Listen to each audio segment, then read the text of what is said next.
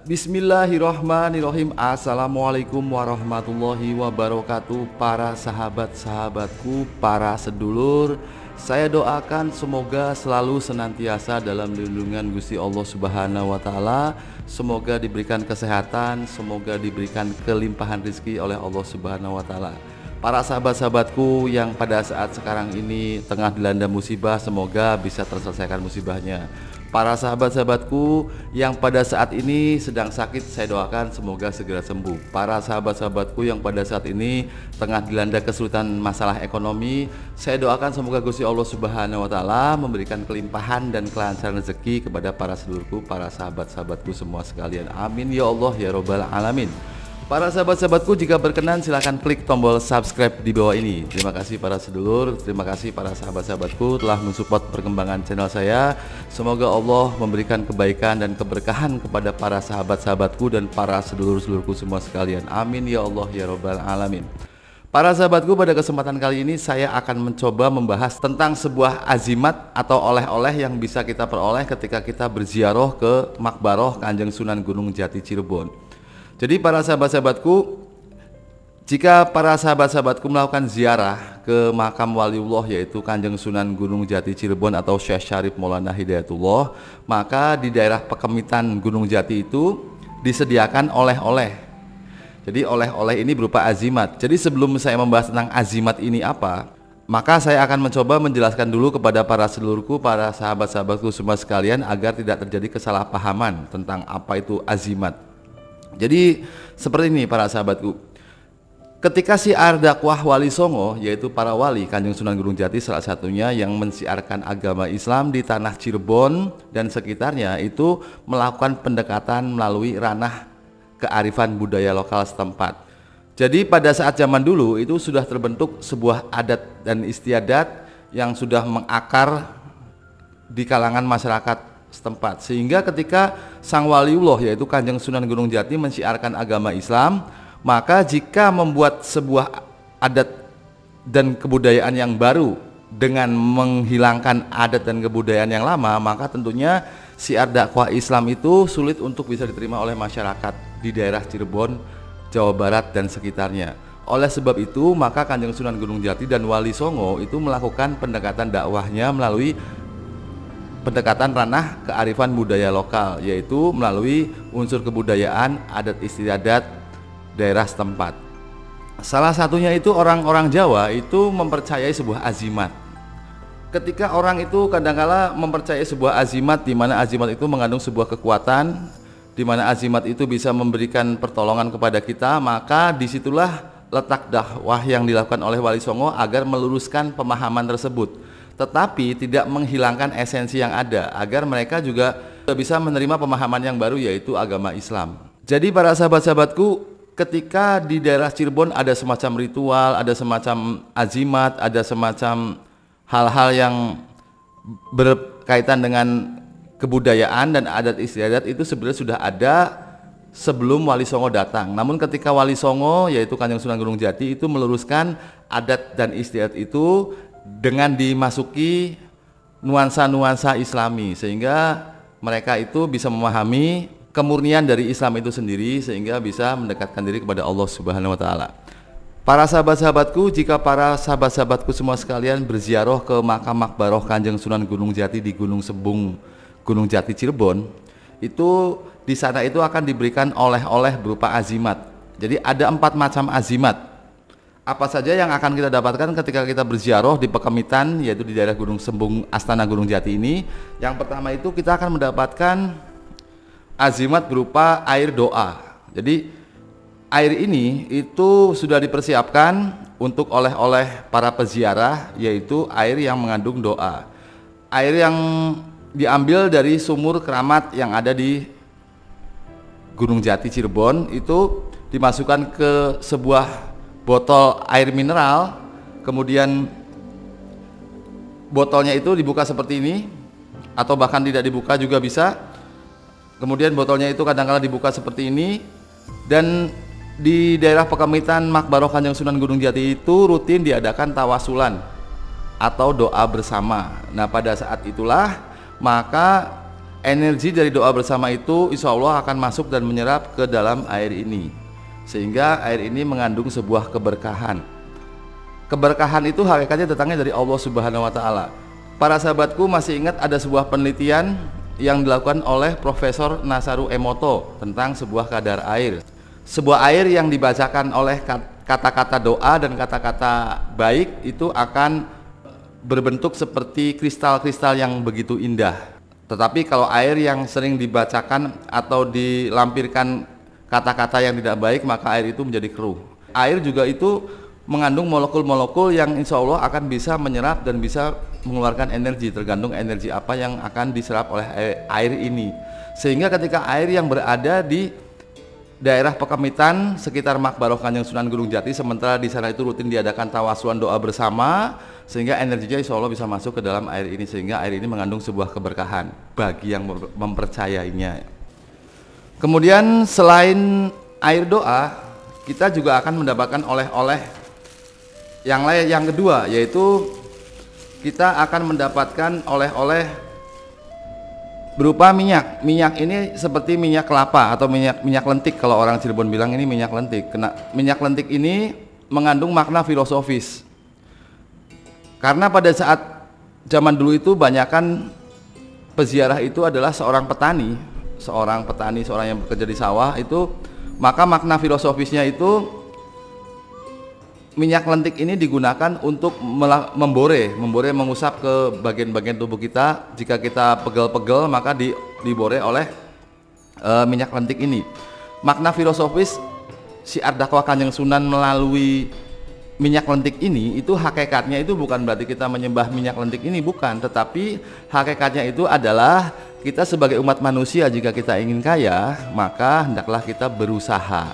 Jika kita sebagai seorang pekerja, maka berusahalah bekerja. Jika kita capek, maka kita bisa menguruti tubuh kita dengan minyak lentik ini. Jadi minyak lentik ini fungsinya adalah untuk menghilangkan pegal-pegal. Orang yang pegal-pegal otomatis adalah orang yang bekerja. Jadi makna filosofisnya itu adalah kita harus bekerja.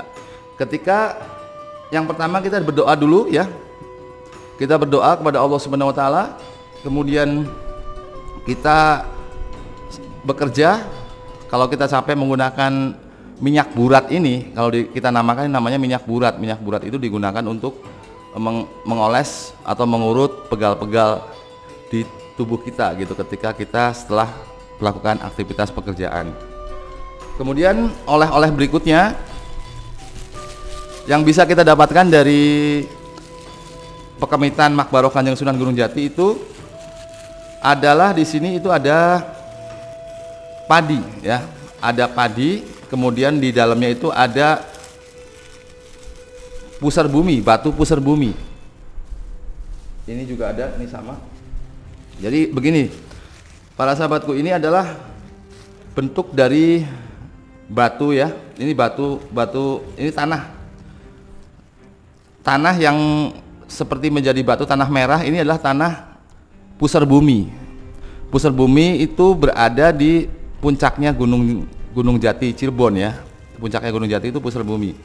Jadi mengandung makna yang pertama itu, kalau beras itu di sini itu, kalau gabah itu mengandung makna bagi para petani itu, ketika beliau itu menanam padi itu, biasanya bibit padi itu dicampur dengan gabah yang ada di gabah hasil oleh-oleh dari Makbaroh Kanjeng Sunan Gunung Jati Cirebon ini. Kemudian dari bibit itu kemudian ditanam karena gabah ini kan sebetulnya ketika ditaruh di sana itu sekian lama itu telah menyerap doa-doa dari orang yang bertawasul berjamaah, sehingga insya Allah ada energi doa di sana. Bahkan saya pernah bertanya kepada seorang petani di daerah Kuningan.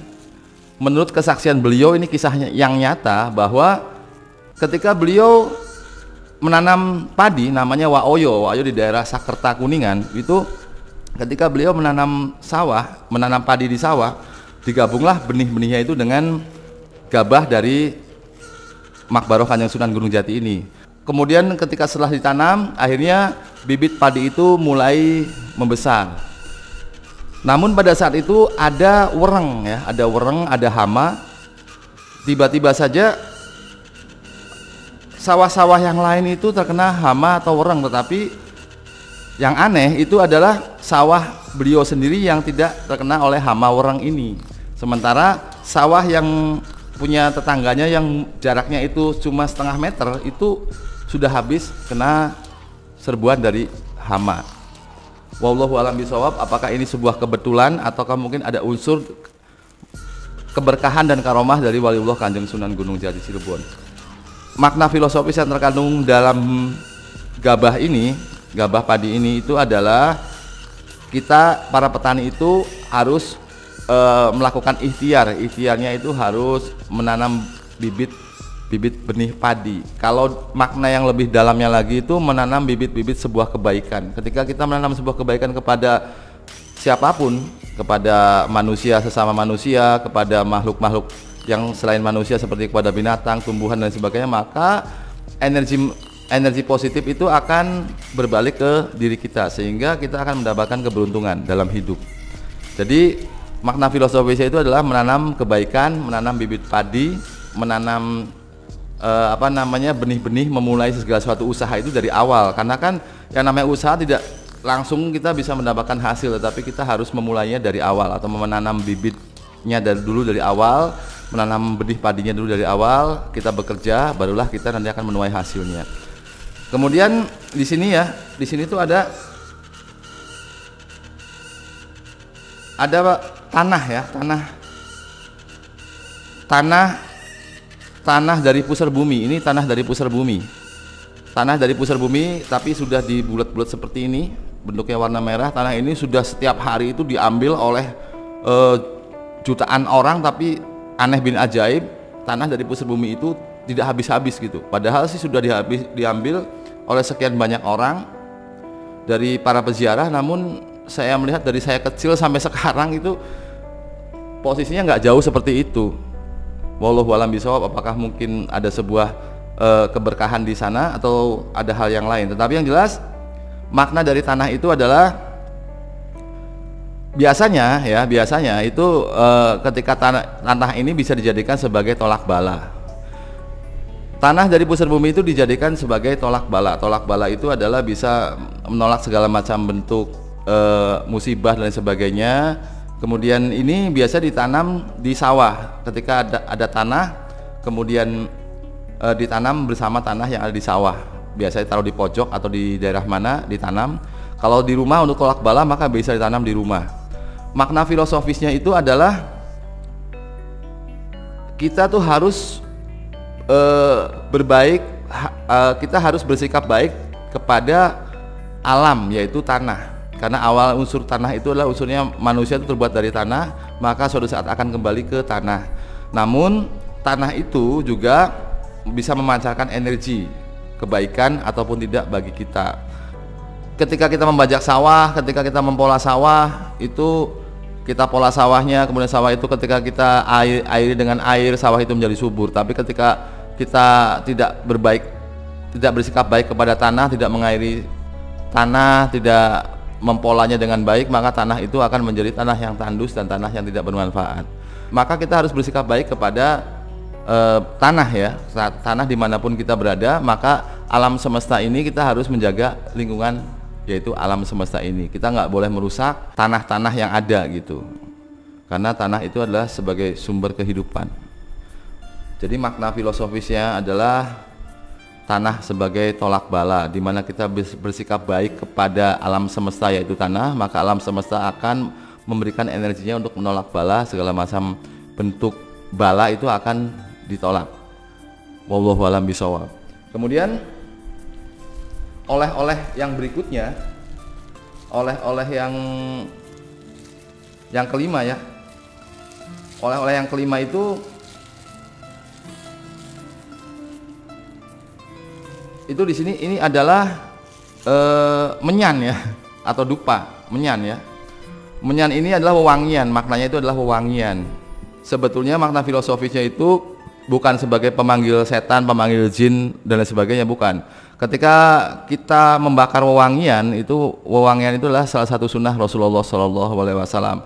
Ketika zaman dulu itu, ketika zaman Kanjeng Sunan Kalijogo, itu menyampaikan bahwa wewangian ini bisa digunakan untuk ketika tawasulan. Ketika tawasulan kita bakar menyan, kemudian aromanya itu membuat harum, mengharumkan seluruh ruangan, sehingga aromanya ini menjadi sunnah ya, karena kan ruangan menjadi harum. Makna filosofis yang terkandung dari wewangian itu sendiri itu adalah kita harus bersikap baik.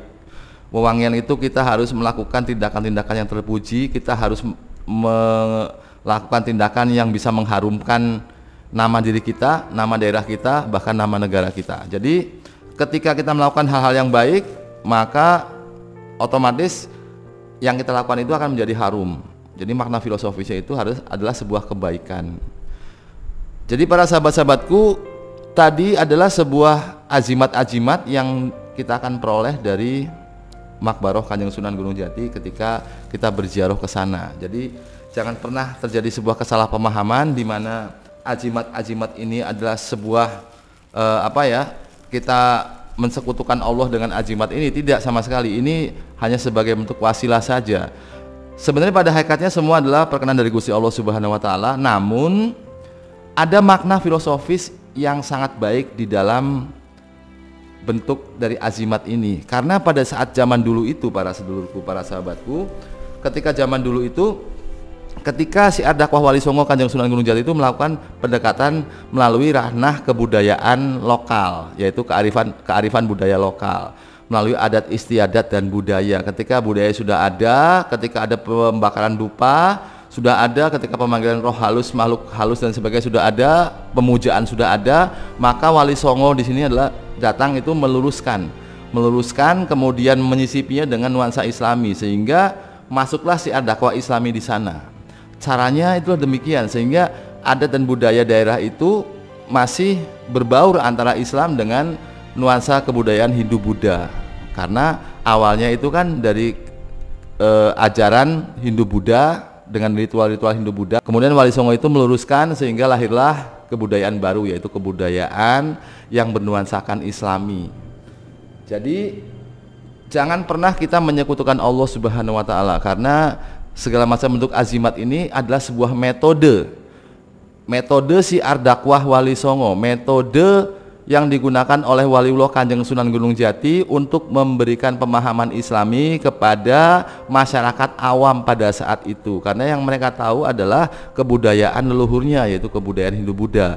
Oleh karena itulah maka Kanjeng Sunan Gunung Jati melakukan pendekatan melalui kebudayaan mereka dan menggantinya dengan nuansa-nuansa Islami gitu loh. Jadi sebetulnya sih semacam ajimat-ajimat seperti ini itu sudah ada sebelum Wali Songo itu datang. Wali Songo itu hanya meluruskan saja, kemudian menyisipinya dengan nuansa-nuansa Islami agar masyarakat tidak tersesat dengan ajaran-ajaran yang musyrik.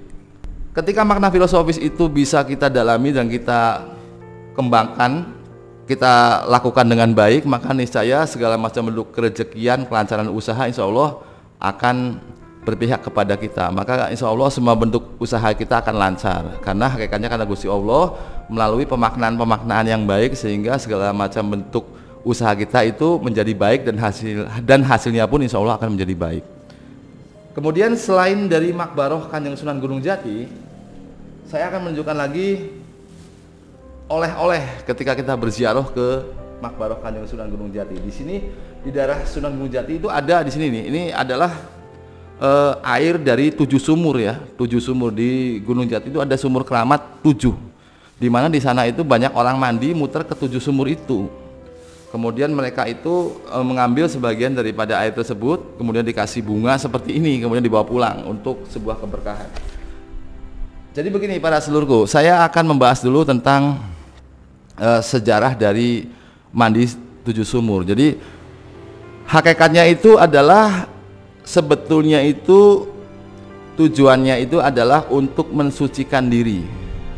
Ketika suci jasmani, maka insya Allah akan mensucikan rohani. Ketika kita mau mencoba mensucikan rohani, maka langkah pertamanya itu kita harus mensucikan jasmani kita dulu, yaitu dengan melakukan mandi, dengan melakukan mandi 7 sumur. Itu awalnya itu adalah ketika Nyimas Ratu Ongtin itu dengan pasukan kapal dari dinasti Ming itu masuk ke pelabuhan Cirebon, kemudian bertemulah dengan Kanjeng Sunan Gunung Jati di Gunung Semar. Kemudian Nyimas Ratu Ongtin ini ingin menikahi Kanjeng Sunan Gunung Jati. Kemudian menerima lamaran dari dinasti Ming, yaitu kerajaan Cina ini. Namun ada persyaratannya, yaitu persyaratannya adalah Nyimas Ratu Ongtin itu harus masuk agama Islam. Akhirnya dipenuhi oleh Nyimas Ratu Ongtin. Akhirnya Nyimas Ratu Ongtin ini masuk agama Islam. Kemudian berubahlah namanya menjadi Nyimas Rara Sumanding. Kemudian setelah masuk agama Islam, Kanjeng Sunan Gunung Jati itu berdawuh agar Nyimas Ratu Ongtin ini melakukan mandi sumur, yaitu pada saat itu yaitu mandi di satu sumur, namanya sumur Tegang Ati atau Tigang Pati. Kemudian tujuannya itu adalah untuk membersihkan jasmani, nanti barulah kita akan membersihkan rohani. Jadi makna filosofisnya itu ketika mandi 7 sumur itu sebetulnya adalah untuk mensucikan jasmani kita, dan juga kita harus memaknainya untuk mensucikan rohani kita. Jadi seperti itu para sedulurku, maknanya itu adalah untuk bersuci, karena hal-hal yang suci, yang baik itu juga sangat dianjurkan dalam agama Islam. Para sahabat-sahabatku, kemudian satu lagi, jika para sahabat-sahabatku berziarah ke daerah Gunung Jati, yaitu daerah Makbaroh Kanjeng Sunan Gunung Jati Cirebon, itu di daerah perbatasan Gunung Jati dan Gunung Sembung itu ada batu sebagai tolak bala yang bernama batu tameng. Ketika para sahabatku ke sana, maka akan diberikan oleh-oleh seperti ini, yaitu batu tolak bala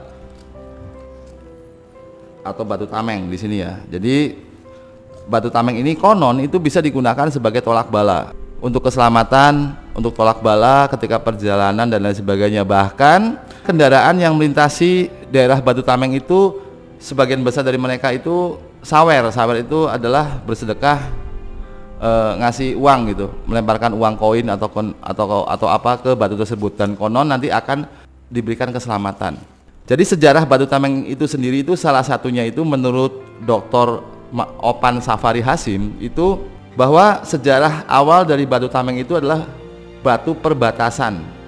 Jadi pada saat zaman dulu itu awalnya itu dibuat sebuah pesantren oleh Syekh Datul Kafi atau gurunya Kanjeng Sunan Gunung Jati itu membuat pesantren yang bernama Pesantren Giri Amparan Jati. Setelah Sunan Gunung Jati masuk ke negeri Caruban, kemudian Sunan Gunung Jati itu membuat pesantren baru, yaitu membuat pesantren lagi di daerah Gunung Sembung.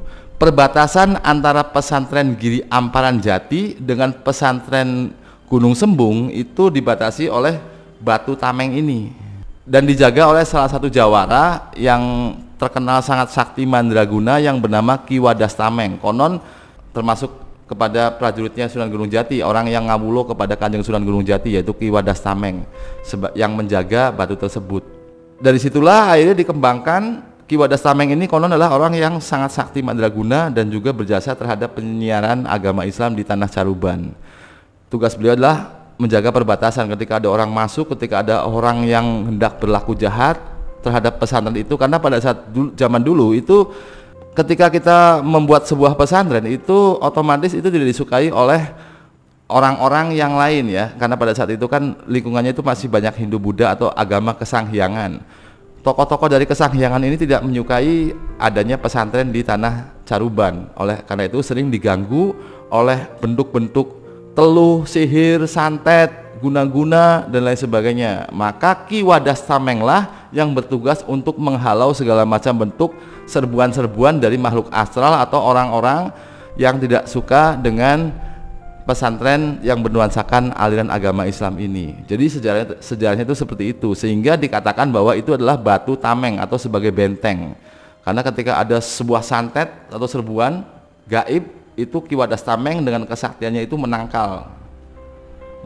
Dari makna filosofis itu kemudian akhirnya muncul pemaknaan baru, yaitu sebagai batu yang tolak bala gitu, sebagai batu yang bisa mengandung keberkahan untuk tolak bala, karena sejarahnya itu adalah Ki Wadas Tameng yang menjaga perbatasan pesantren Sunan Gunung Jati Cirebon. Wallahu alam bisawab, hanya Allah Subhanahu wa taala yang Maha tahu.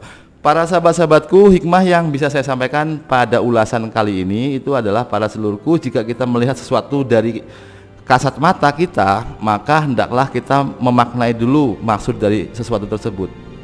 Janganlah kita mudah berkata bahwa itu syirik, bid'ah, dolalah, apalagi final, apalagi memasukkan orang ke neraka. Kan neraka atau surga itu bukan hak kita, tetapi hak mutlak Gusti Allah Subhanahu wa taala. Kita tidak pernah tahu maksud dan esensi dari apa yang kita lihat.